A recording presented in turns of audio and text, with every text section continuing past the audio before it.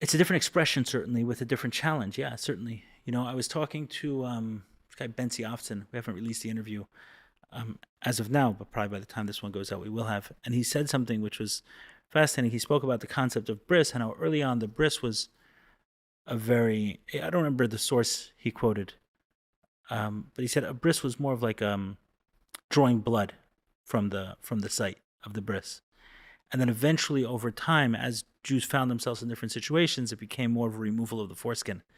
He said because the Jewish leaders at the time determined that what was appropriate at a certain time wasn't going to protect us Right. now. We needed a different level of protection and a more obvious sign for whatever reason. So he used that as an example of saying there was a different enemy now, right? There's a different world that we needed to deal with, and as a result, a different set of rules would put in. Of course, who makes those rules, and steeped in tradition a certain way, and there's a process for that. I'm not suggesting any sort of willy-nilly process. I'm not promoting Reform Judaism. What I'm saying is that the concept there of we're dealing with something new. I'll give you an example of one way I address that. It's probably an example I've shared before. Is a number of times people 18, 19, or 20, younger, will call me really struggling with porn and getting beat up like crazy over this. It's, I got addicted as a teenager, but there were dial-up internet. I mean, there was laptops. We're smartphones. So I feel for these kids, man. I'm thinking, like, what would I do with those urges and those desires at 13, 14, 15?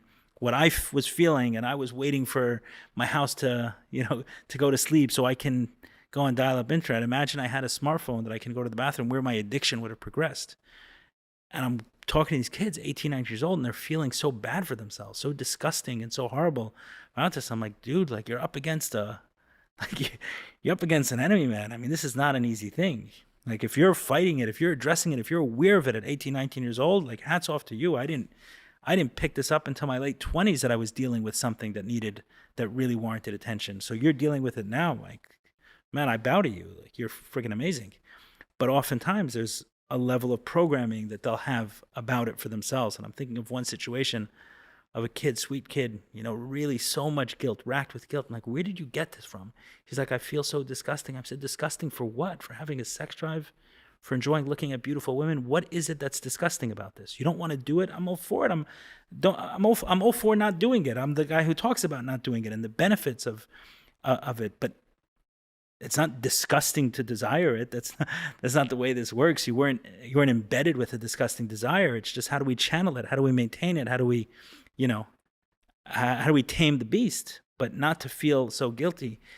And one religious code, another religious code. I'm like, who told you this? I want to know the guy who used, because the Torah can be used in many different ways, and the Torah can be used to really make someone feel horrible about himself. You're committing a Holocaust and how many lives you're destroying and everything else. I said, who's the guy telling you? Who's the guy? So he tells me the name. I said, how old is he? He says in his mid to late 50s. I said, then I have no interest in what he has to say. I said, I can't talk to you. How can I can't say to you, because I don't know what you've dealt with. I didn't grow up at 13 years old with a smartphone in my hand. So this guy who didn't even grow up with a computer and a laptop wants to tell you how you should feel, disgusting and low and all of those things. I think he has no place. And that's what I mean. It's certainly a different enemy. But there's and a disconnect. They don't. What? There's a disconnect to be able to really get that message over, because every message has to be able to be received in the end of the day. So let's just say the message is true, whatever the Torah is saying about not doing that. But the message isn't about what you shouldn't do. The message is, let's get to the core of why you're doing this to begin with. What are you after? Also, right, there's also a time and place for the message. Where I am today, I'm reading books not only from a religious perspective, but from a not a secular, things like semen retention and the value of preserving one's seed, and even within the context of a marriage. Like, I'll read those things and I'll benefit from those where I am today, where I don't feel like I'm completely controlled by my sex drive. And then I'll see the finer benefits in a life with these practices. But these same ideas, when I'm steeped in addiction and I'm feeling an incredible amount of anxiety, and the one place where I find a little solace is in pornography or sexual addiction, it's the wrong time to introduce this truth. It's just inhumane. It's just cruel to introduce it. It's not Yeah. less true. It's just not the time. Right now, when someone is struggling with that, it's how do you deal with anxiety? How do you deal with your stress? Don't worry. Is there somewhere where it says that not engaging in sex to an extreme will benefit you? Sure, that's true. Right? There are many levels of truth. That truth is not necessary for you right now.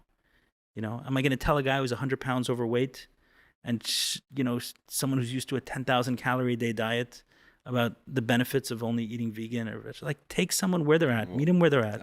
I listen. I'm going to talk to this point because it just sort of progresses as my story progresses. It just like it segues nicely in. Is as you're saying is okay. So then I watched my mother pass away, and I was the one that zipped her up in the body bag, and it's a really, really intense process, but I was disconnected because I couldn't feel that in that moment. How could you feel that you're doing that? How could you even imagine that happening? It's like, it's very heavy. This is the person that brought you into the world. And so I went on this place. I'm just saying Kaddish. I'm just doing what I got to do.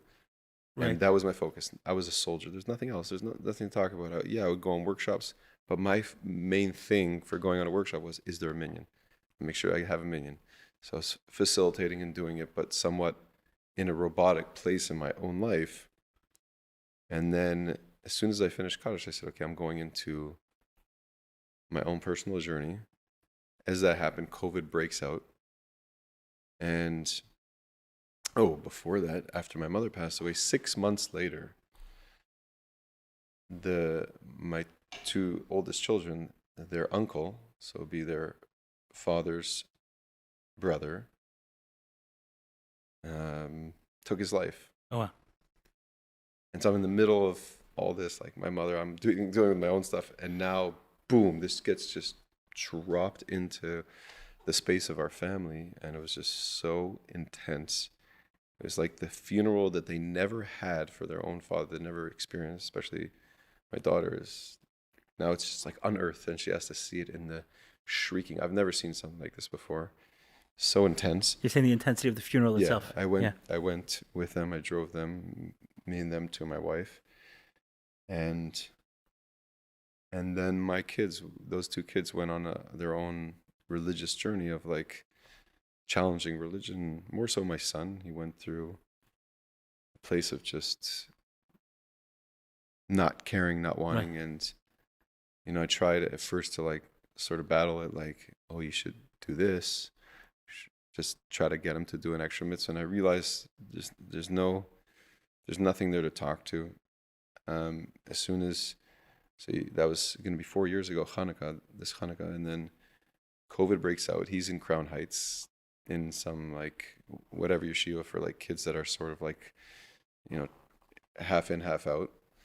I hate that way of describing it, but he comes home, and I just held space for him. I was just there for him, just bringing him with him and talking about real life issues, but no agenda. There's no agenda here, and keeping an open space for him to ask me questions. And I just sat with it for a year and a half without any agenda. The only thing I ask is just wear a yarmulke in my house. That's all I want. Just to respect that the other kids could see somewhat of an example, so they don't have to always question. It's hard for me as a father in this, like, you do your own path. I give you space to do your own path.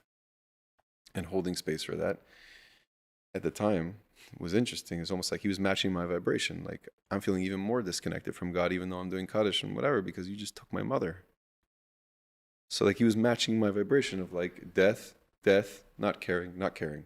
And he just went more than me because I'm a father in a family, and I don't have that luxury. Right. But it really challenged my own relationship, which was scary, I'm sure, for my wife to watch any of these changes, or watching how I'm disconnecting. I'm like not giving Dvar Torahs over at the Shabbos table and whatever, like I would. And I was forced to face that after COVID broke out. I went into a deep journey of, even after being a part of and running these workshops, my own deep journey of healing. That's what it became.